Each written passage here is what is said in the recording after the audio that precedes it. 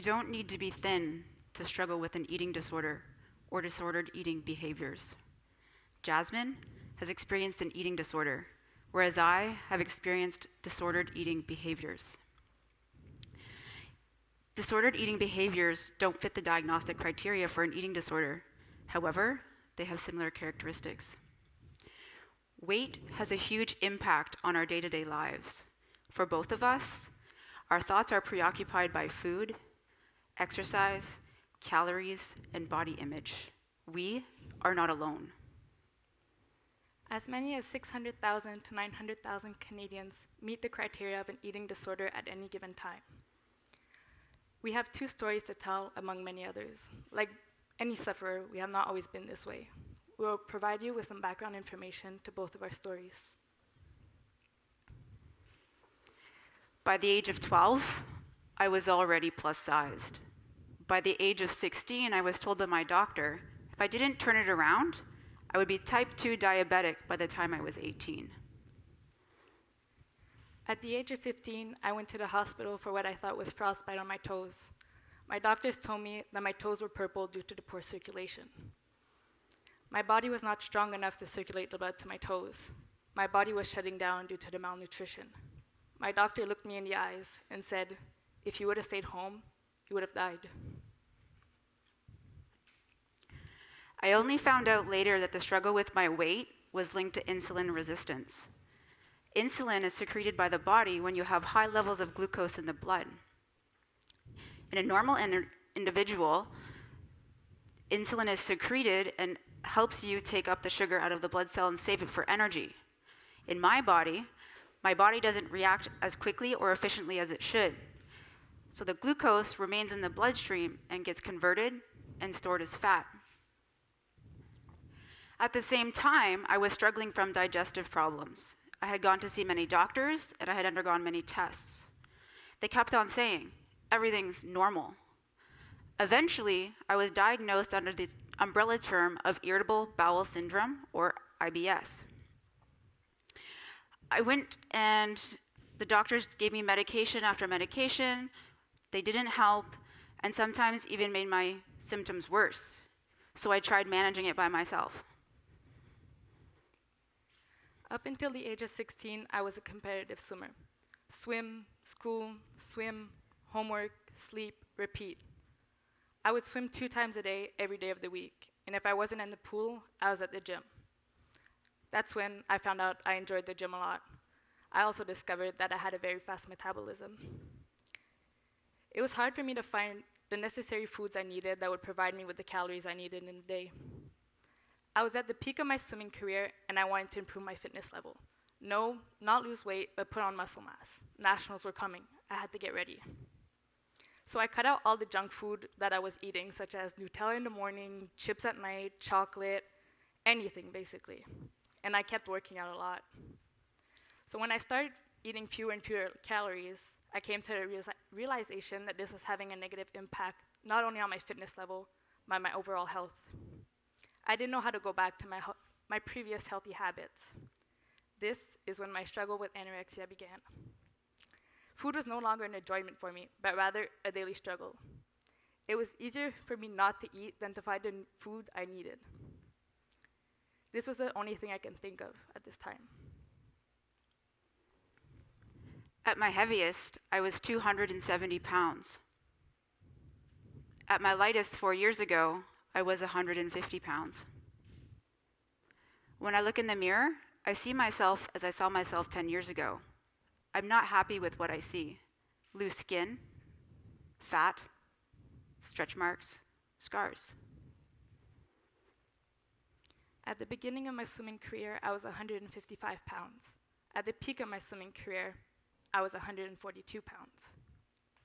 By my first hospitalization, I was 118 pounds. By my second, I was 100 pounds. Till this day, when I look at myself in the mirror, I see a 200-pound version of myself.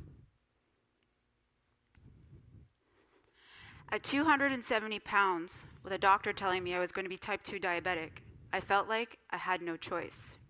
But I thought to myself, this is going to be impossible. I've tried before, and it's never worked, so why is now any different? By my doctor's advice, I simply started walking 1 hour per day. And I started counting calories.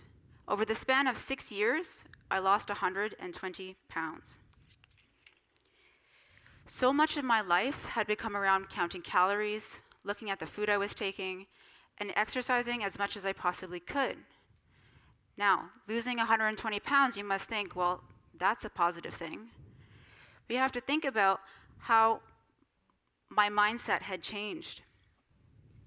I had daily struggles with food, with my digestive system, and I had little to no support from my doctors. And the daily struggles put me in a very dark place mentally. My recovery process was not an easy one, and to be honest with you guys, I'm still recovering. I was hospitalized twice for an extended period of time. My longest was 3 months at the beginning of this year. Many teenagers would be admitted regularly and discharged on a regular basis. They would have many different mental issues such as depression, anxiety, suicidal thoughts, bipolar, or even schizophrenia. I had to learn a lot about myself during this time, and I had to allow myself to open up to complete strangers. To be honest, I don't like talking about my emotions. I've always seen them as a sign of weakness. At my first hospitalization of last year, I felt alone. I was surrounded with teenagers that had their own problems that I couldn't relate to. My psychologist helped me open up and express my emotions, but they weren't specially trained in eating disorders. I wanted desperately for someone to understand what I was going through. I wanted them to provide me with the help I needed, but they couldn't. I felt like the doctors were focusing too much on the refeeding process. Once I put on the weight I needed, I was seen as an outpatient. I had to go back to Sherbrooke once a week to get weighed in. If I wasn't on track, I would have to go 2 or 3 times a week to get weighed in. At one point, I had lost 7 pounds in 4 days. I thought to myself, this program's not working for me. I'm gonna do it on my own. So I kept losing weight, I was eating less and less, and I was working out more and more, to the point where I would do 1,000 sit-ups a night in my bed. This brought me to my mere 100 pounds. I was forced back to the hospital. I had no choice. Child Protective Services were called. Not because my parents weren't taking care of me. This was my choice. This is what I became with the disease. So my doctor told me, you're either being treated in Sherbrooke or you're going to Montreal Saint-Justine.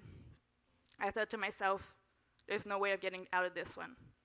I told them, I'm staying in Sherbrooke. Montreal was way too far from home.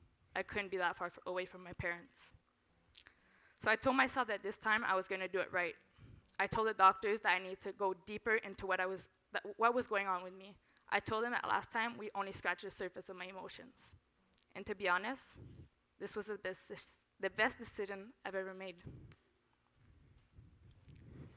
I still struggle. I struggle with my weight. I struggle understanding the impact that insulin resistance has over me. I struggle predominantly because I feel misunderstood and judged. On the outside, I look normal. I appear healthy. Over the last 4 years, my weight has fluctuated. I worked hard just to maintain, doing 2 workouts a day and eating only between 1,300 and 1,400 calories. Physically, I felt great, but this routine was very hard to maintain.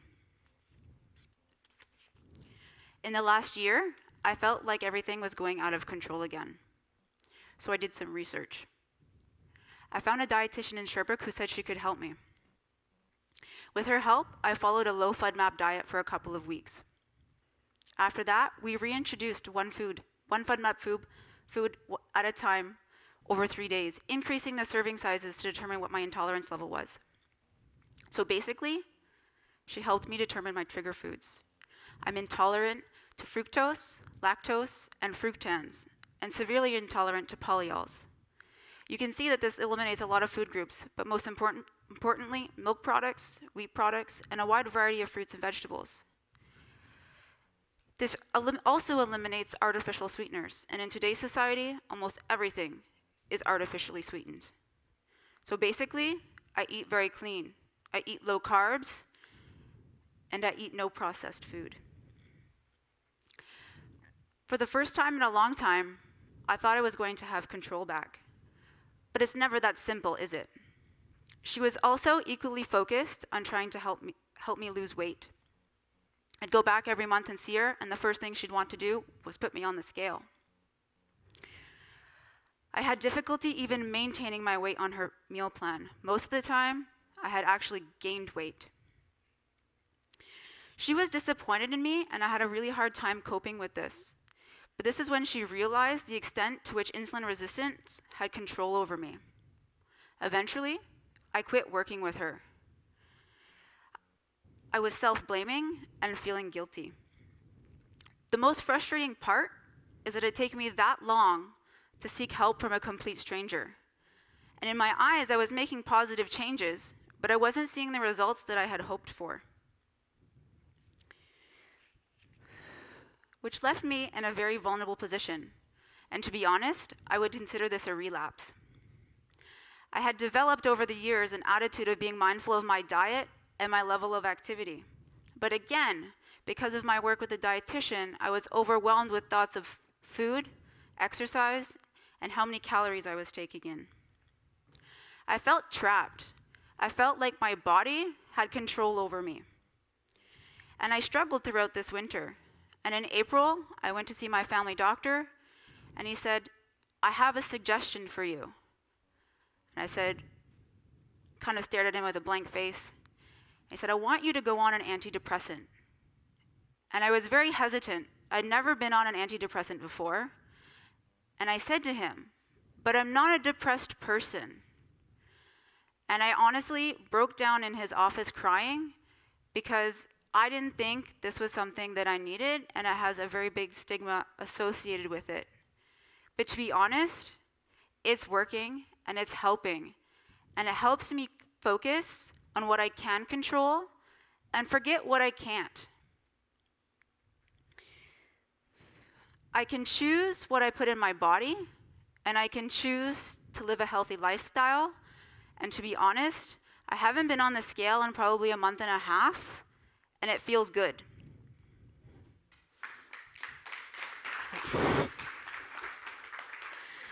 So I went back to a meal plan that worked for me in the past when I was losing weight, but I took into account the trigger foods that I had identified with her, still trying to maintain between 1,300 and 14 calories. Obviously, once in a while, I still cheat. I'm a human being. But if I want to feel good and I want to live this life the fullest I can, I try to follow this as much as I can. I still struggle every day. Anything can trigger me. I can be fine for months, and someone can say something or do something, and I can go into a very bad place instantly. I try to look happy, but sometimes putting a smile on my face isn't as easy as people think. I want to feel normal. The need of control is always there. I want to be able to just go with the flow, but I can't. But in the hospital, I had no choice. My doctors were telling me that I wasn't putting on the necessary weight I needed. She looked at me and she said, "I think the only solution is to put in a feeding tube." I looked at her and I laughed. I said, "There's no way you are putting that down my throat." She said, "If you don't want to stay here till April, this is your only chance." I had no choice. So I had to make the decision to have a feeding tube. I had to accept the fact that I had no more control on the extra calories that were entering my body. It's okay, breathe.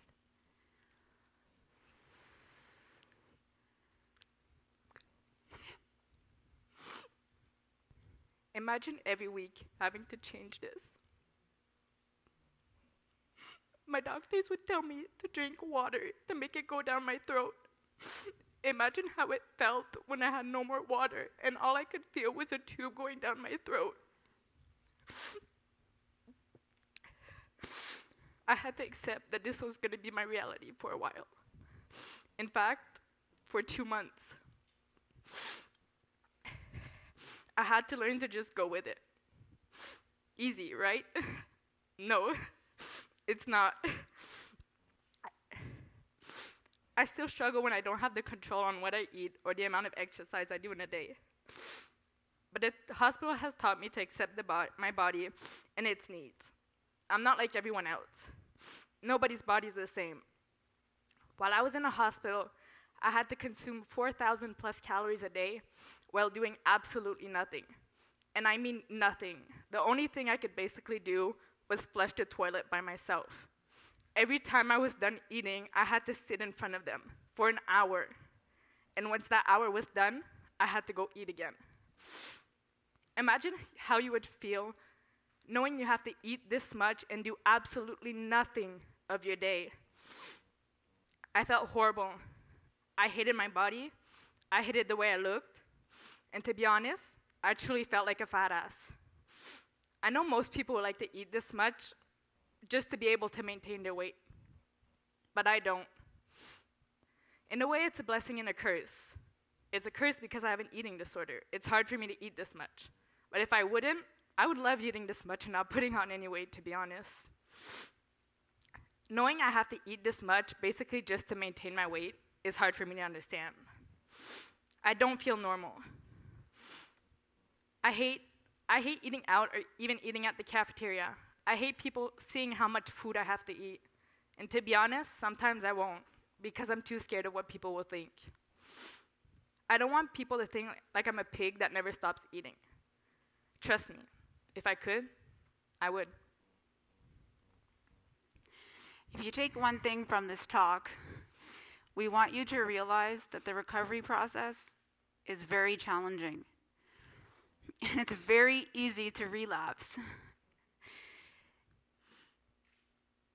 We want you to remember not to judge people on their size, how they look, how much they eat, or how much they exercise. Take Jasmine and I, for example. I lost 120 pounds. Jasmine was less than 120 pounds. Our ideal weights are actually very similar, but our body frames and our calorie intakes are very different. All individuals are unique, and their needs are very, very different. Thank you for your respect.